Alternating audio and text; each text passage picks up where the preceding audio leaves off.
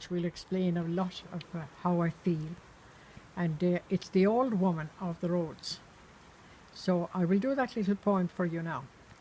Oh, to have a little house, to own the hearth, the stool, and all, the heaped up sods upon the fire, and the pile of turf against the wall. I could be busy all the day, cleaning and sweeping the hearth and the floor, and fixing on their shelf again my white and blue and speckled store. I could be quiet there at night, beside the fire and by myself, sure of a bed and loath to leave the ticking clock and the shining delph. I Let me see what is the next verse now. I'm praying to God, and I'm praying Him night and day for a little house, a house of my own, out of the wind and the rain's way.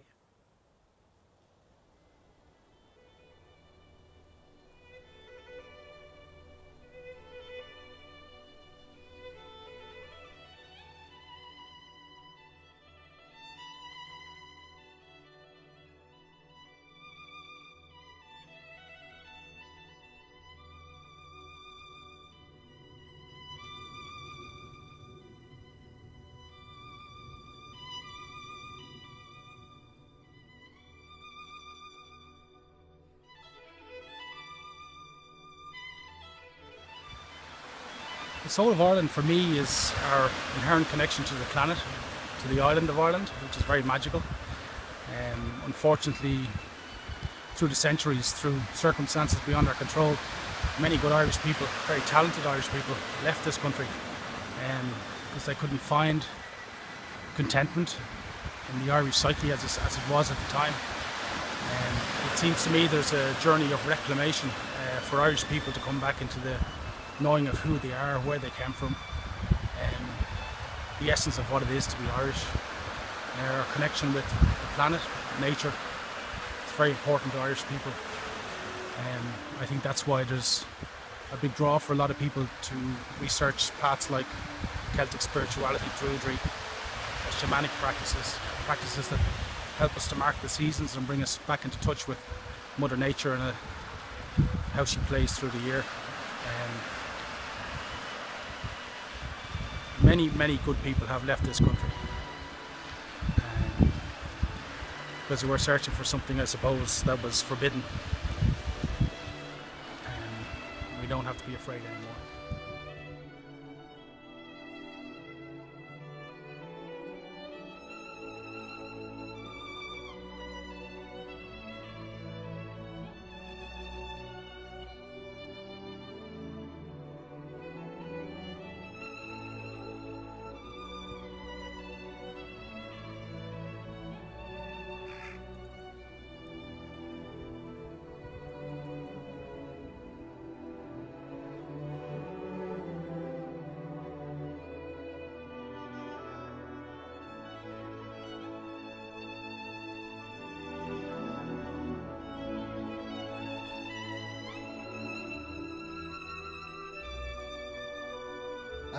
The soul of Ireland can be seen, can be actually grasped. It's a wonderful thing. It's there in all the hundreds, thousands of ancient monuments of our ancestors left laying around this country, evidence of their devotion to some sacred higher ideal, really, and very little evidence of war or anything. Really, everything sort of points towards harmony, actually.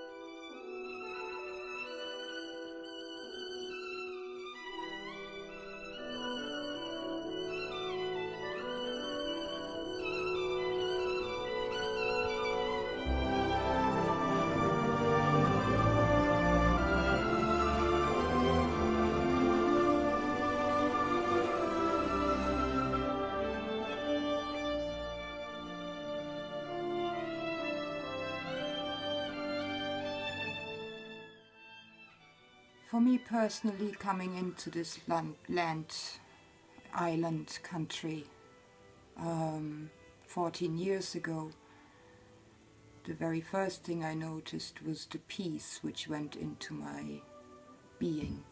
I became peaceful being here. And the love and respect people give each other, the help they give each other.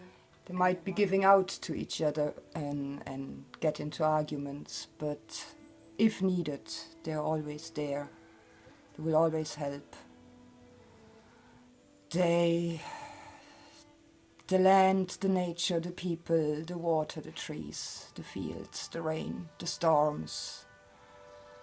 And the fact that there's so many of us coming from beautiful places to this place to make their living here. I think that speaks for it a lot. That's it, my dear.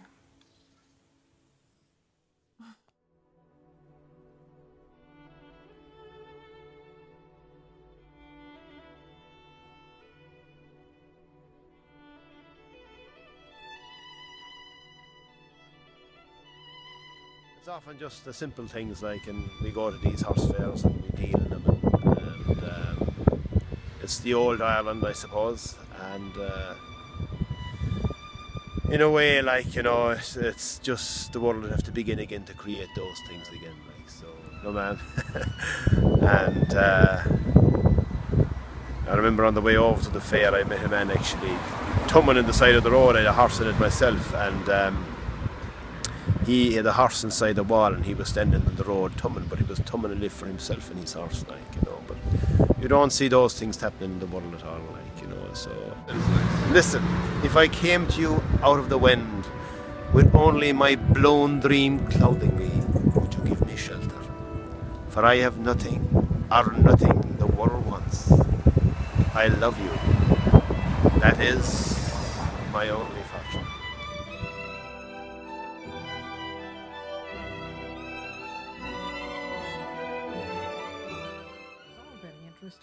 But I'm always very hopeful, and I think we have a lot to be thankful for. Thankful to God for his goodness to the Irish people.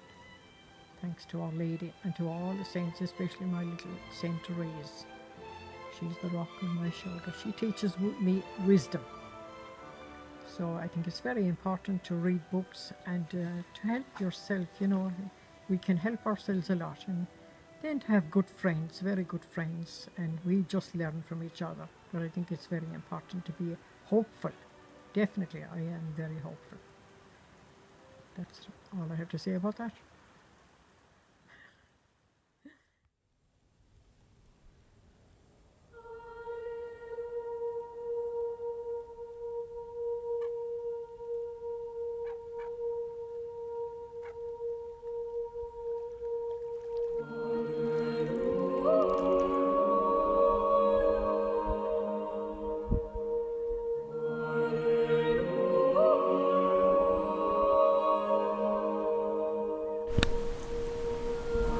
Ireland the poem, Ireland the energy and the love, Ireland, the heartland of the world.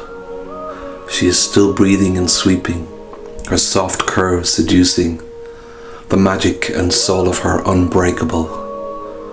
For this land, our land and its people will never die.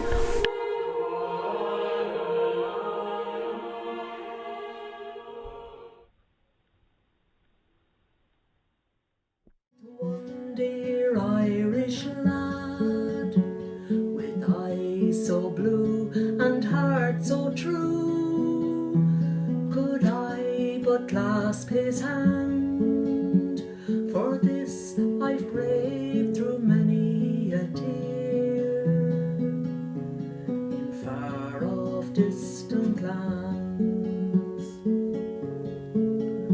Oh, those hours we spent, those joyous hours, when heart and hand we pledged, and hand in hand we wandered through the glens of Shanaway, Mount Callum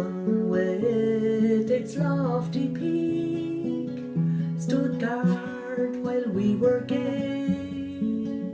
A memory often wanders back over darling County Clare. Adieu, my friends, adieu to you. I bid a long farewell to all my friends so dear to me.